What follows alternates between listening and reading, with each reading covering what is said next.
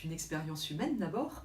Puis c'est une expérience humaine que, au premier regard, on n'aime pas tellement faire. Mais si on y regarde de plus près, et on va passer par la définition du mot vulnérabilité pour y regarder de plus près, ça peut être quelque chose de très dynamisant en fait, de reconnaître sa vulnérabilité. Vulnérabilité, ça vient d'un mot latin, vulnus, qui veut dire la plaie ou la blessure. Donc ce qui nous donne du coup la définition de la vulnérabilité. Être vulnérable, c'est être exposé à la blessure.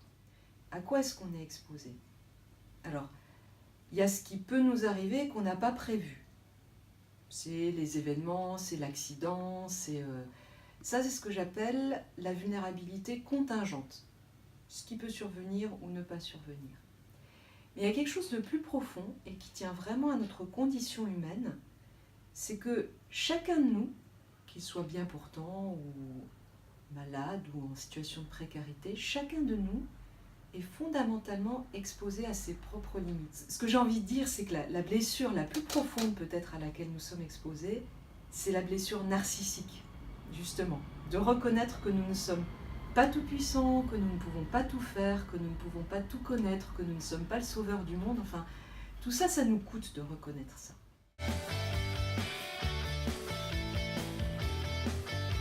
La reconnaissance de notre vulnérabilité, elle est du côté de l'humilité. Et de l'humilité au sens que lui donnait Thérèse d'Avila quand elle dit l'humilité c'est la vérité. C'est-à-dire au fond c'est être réaliste, c'est reconnaître que je ne peux pas tout, et reconnaissant que je ne peux pas tout, c'est me mobiliser pour faire tout ce que je peux faire. Et du coup ça nous renvoie vraiment, je trouve, à la figure du serviteur quelconque dont nous parle Jésus dans les évangiles. Le serviteur quelconque, c'est celui qui fait vraiment avec cœur, avec générosité, avec patience aussi, tout ce qu'il a à faire, mais il sait qu'il n'est pas maître du résultat.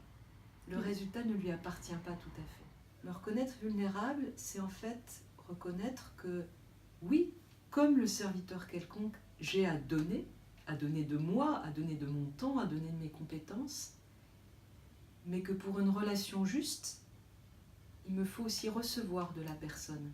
Et je trouve que dans l'accompagnement, que ce soit l'accompagnement spirituel ou éducatif ou l'accompagnement des personnes en fin de vie dont je fais l'expérience, je ne sais pas à la place de la personne ce dont elle a besoin. C'est elle qui va me guider et elle me donne de donner, je lui donne de pouvoir donner et c'est ça finalement qui nous met dans une forme de réciprocité. Et c'est Ricoeur qui parle de la sollicitude en disant que la sollicitude, c'est ce qui nous permet de retrouver de la réciprocité là où il peut y avoir une inégalité de départ. Et au fond, reconnaître ma vulnérabilité, c'est ce qui me rend capable de cette sollicitude et d'une relation ajustée à chaque personne rencontrée finalement.